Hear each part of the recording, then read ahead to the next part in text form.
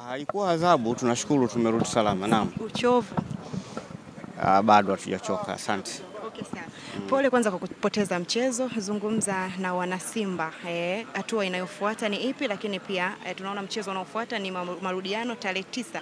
Ni mipango ikoje kutokea mchezo huu ambao tayari umekwisha kuchezwa kule Misri?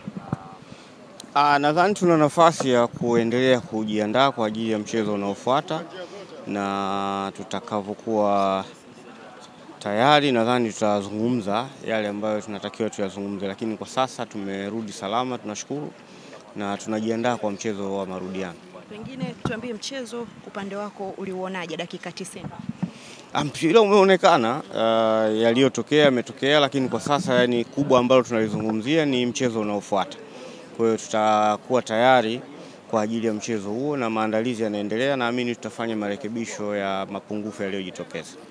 Kuna nafasi ya kwenda kufuzu kwa haya magoli mawili ambayo tayari mmekuwa na mlima, tayari umekuwa umeonekana mlima mrefu? Mchezo ni dakika 180, imechezwa dakika 90, kwa hiyo hatuwezi kukata tamaa, kwa maana kwamba dakika 90 zilizobaki zinaweza zikatupa matokeo. Naamini katika uwanja wa Benjamin Mkapa. Tunaamini katika mchezo utakaochezwa.